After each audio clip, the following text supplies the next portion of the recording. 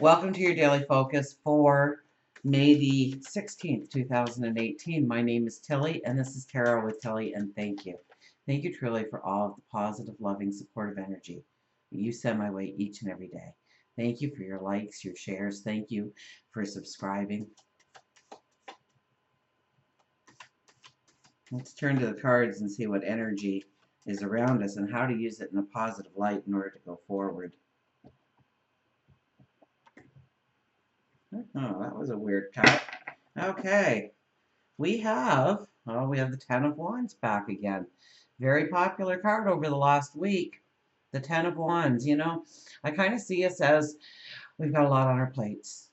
We've got obligations, we've got commitments, we've got dreams, we've got goals, we've got desires, and we're walking towards this castle, but the path is a little rocky. The ground is uneven, and we've got that load well balanced, but one slip, one misstep, and everything can come crashing down around us. Um, and we feel like we've got it all together today, absolutely, with this card, but we know that we need to, look at our load. Look at our load. Some of it has this potential for new growth. Some of it has great new growth already, but others is deadwood, and we are carrying it forward. We've just come into a new moon energy, and we're carrying all this extra baggage. We're carrying all this. So today we probably want to break free of any kind of limitation or rules or obligations or restrictions that are put upon us, placed upon us in some way.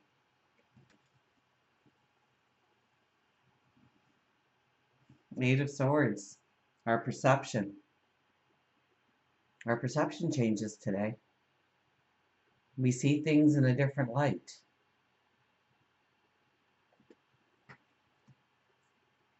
And the Nine of Wands. So we have very, even though we are new moon energy, this is really asking us to change our thoughts, change our ways, step into our new beginnings. Let's stop there. Okay, so the Ten of Wands. Ten of Wands has been very popular, and we are feeling this energy today. We're wearing red so we could feel courageous, strong, but there are things in our life that are weighing us down, and this is a card that's asking us to release, to simplify. Obligations, responsibilities, or we have this nagging desire inside of us to change the rules, go against the norm, release some negative energy, some tension, so take some deep breaths today. Think about your footsteps absolutely today, okay? You don't want to start running with that load in that path. You want to take it one step at a time, one bite at a time. Now the Eight of Swords is right in the middle here. An 8, a 9, and a 10. The Eight of Swords is right in the middle, and here, this card can seem so daunting. Here we are, and we are tied up.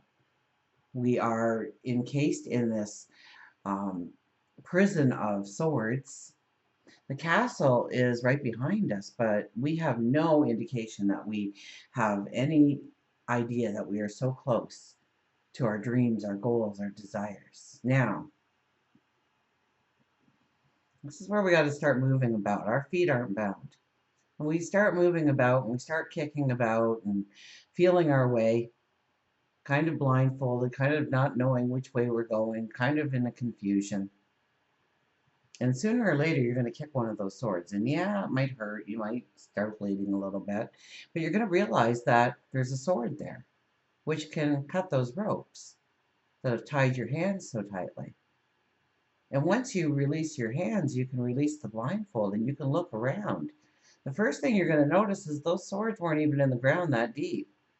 So those limitations, those things that have been holding you back, you're going to realize that a lot of it was your perception on the situation rather than the situation itself, the reality of the situation. You turn around and you see how close you are to your goals, your dreams, your desires. You're seeing a way through, a way past, a way beyond, and who you want to become and what you want to step into. Then we have the Nine of Wands. I love the Nine of Wands in this deck. The sun is rising. The new day is dawning behind us. We are in shadow, though. This isn't, I don't think it's a day when we really want to move forward, even though we could want that. We, once again, are wearing this red, this courage, a younger version, perhaps, of this one. This one seems to be old, but it seems like we're almost wearing the same outfit. Now, the wands behind us represent the path that we have walked. And I shared a story on the new moon yesterday. And everybody seemed to really gravitate to it. And my intention was to re-listen to it and tell you the story in its full capacity because it was an amazing story.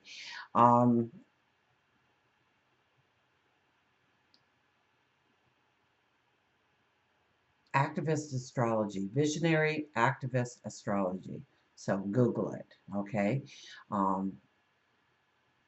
That's where I got the story from.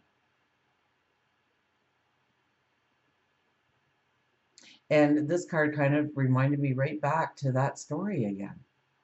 You know, it's the path that we have walked. Those wands behind us each tell a story about how we got to now, what our wisdom is, what our talents are, what is the abundance we're searching for. And all of it leads up to, you know, this is an accumulation now of your past paths and ready to step into your new beginning, your new path, your new start. And each one of those wands have growth. Maybe some of them don't have beautiful flowers or anything because we all go through stresses and trials and errors and chaos and fires and in order to get to where we are. All those paths weren't the greatest to walk, but we walked them and we grew our wisdom, grew our knowledge of who we are, of what we want to represent to the world, of what we want to face when it comes to challenges, goals, desires, dreams. And we're ready to go forward here. Now, we're wearing brown pants, so we have to stay very grounded today. But we're wearing that red cloak of courage, of passion. And we look ready to go forward. But we, you know, we're a little bit in shadow in this card. So I don't know if it's really a day when we really want to run forward. Watch your step today. Watch your step today. Let's get an affirmation card, shall we?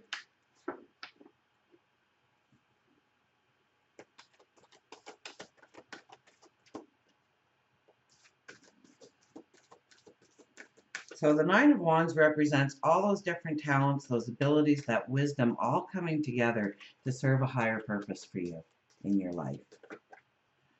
To move you into something that only you can do, because only you have walked that path and have gained that wisdom, gained that knowledge, honed that talent.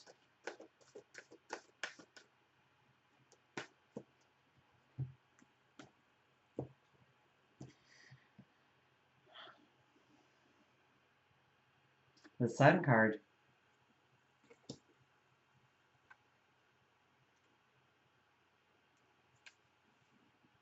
No, I went the wrong way. There we go. I was on the page and I turned it. Abundance. At this time, everything is possible, and everything I need to know is illuminated. Projects come to fruition, relationships flourish, my growth is assured. This is a time of plenty. It's important that I share this abundance with others. I am deeply grateful. So be grateful for all the paths that you've walked, even the hard ones, especially the hard ones. So that's when you had the most growth. That's when you gained the most knowledge. Unfortunately, that's the only time we truly learn at our best because we want to move through that hard energy. And so we take everything possible in order to move ourselves through that harder energy, and we learn so much. We gain the wisdom.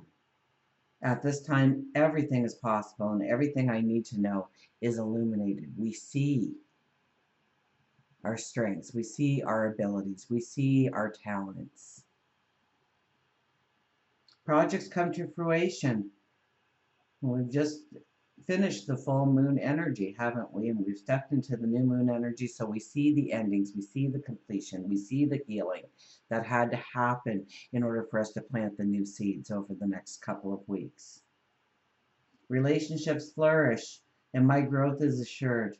My growth is assured. That's all you need to say today. My growth is assured. I know I'm moving in the right direction. This is a time of plenty. It's important that I share this abundance with others. And I've used the story, I think, in the weekly readings a lot this week. And I'll say it one more time for anybody who hasn't tapped into any of the other readings. Maybe it's the first time. Welcome if it is. Um, you know, it's so important that if the boss walks into the room and says in front of everybody, wow, what a spectacular job you did, and hip hip hooray for you, and that you don't sit there smugly and smile at everybody else like, oh yeah, it's all about me.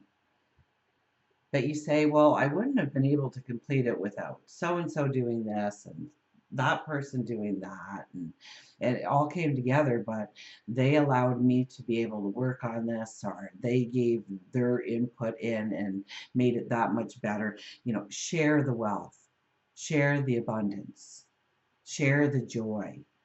Okay, it'll come back to you tenfold. Let's get an animal card.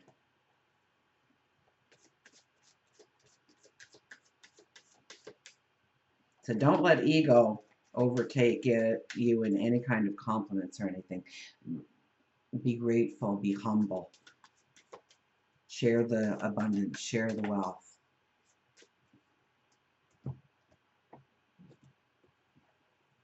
And our animal for today is strut your stuff with the peacock. The sun and the peacock both say, know that you are wonderful, know that you are special, know that God, your angels, your spirit guides, source, the universe is conspiring on your behalf.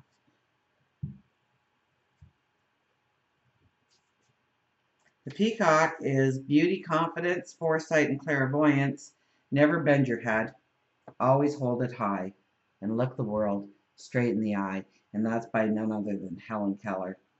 Peacock is completely aware of his beauty and wants you to work on believing that you too are beautiful inside and out.